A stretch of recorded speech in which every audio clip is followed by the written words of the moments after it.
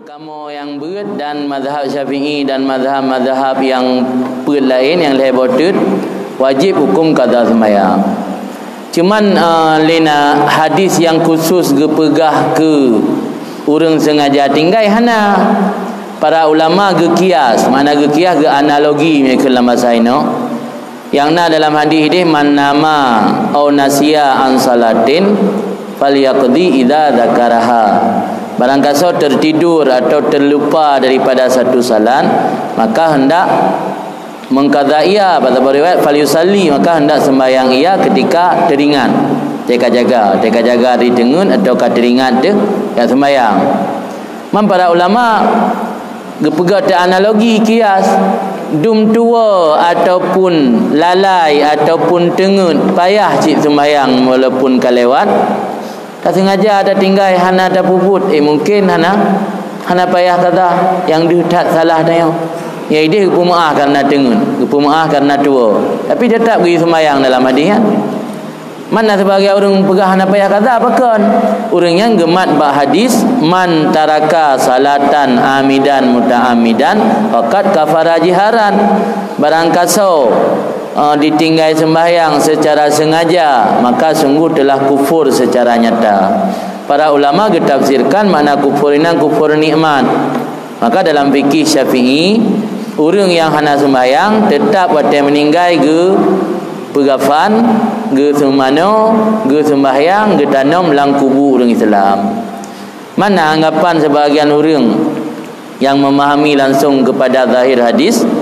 Berarti orang yang tinggal sembahyang secara sengaja akan menjadi kafir.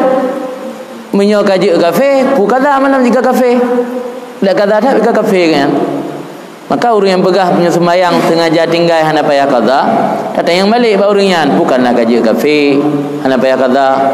Menyai pegahnya karena kaji kafir, berarti dia mati orang yang tinggal sembahyang yan, lanjut semeyup ba tanah perkuburan orang Islam. Berarti nak laut gede atau jauh kafir. Tapi para ulama hanya lagi yang maksud. Para ulama maksud kufurinan kufur nikmat. Ti orang yang sengaja tinggal sembahyang pada sembahyang yang tiang agama, pada yang oleh mengucap kalimah syahadat kewajiban yang kedua sembahyang, dan sembahyang hanya isilah pre kecuali orang pungo gada akal atau gada kesadaran. Sehingga air dang je du air du je berbaring je melintang terus ba isyarah ngan mata je.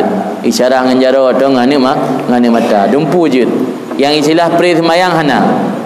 Maka ketika tira urang ditim tinggal sembahyang secara sengaja, berarti luar biasa je kufur terhadap nikmat Allah, sehingga ibarat dalam hadisnya faqat kafara jiharan kan.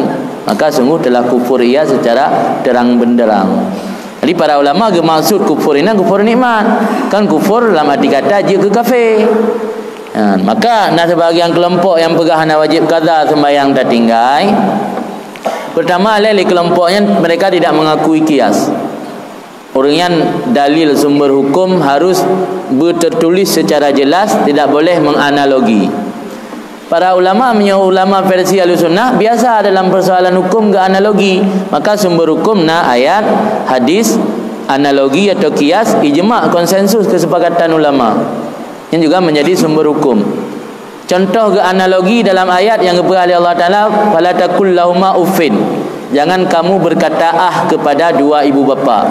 Hana mazhabah ayat yang diberi oleh Allah baik kapah orang si. Yang nak berah baik kakun mam yang hanjit tak analogi sama dengan tidak boleh berkata kalau pukul tidak masalah.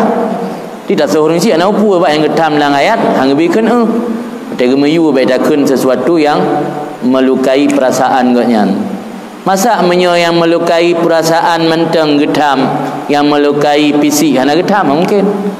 Kalau lebih parah melukai fisik ketimbang melukai perasaan. Maka menurut fikih yang getanya pelajari, orang tinggal sembahyang secara sengaja wajib qada. Walau hana dalil secara syarih, tapi para ulama analogi gebanding dung tengut dan tua wajib sembahyang wajib ulamnya sengaja dah tinggal. Maka mampu bahawa mazhab Syafi'i, Hanafi, Hambali atau Maliki sepakat bahawa sengaja tinggal sembahyang wajib qada. Karena yang pegah hana wajib qada di luar mazhab yang punya. Nalem menurut pengetahuan kamu.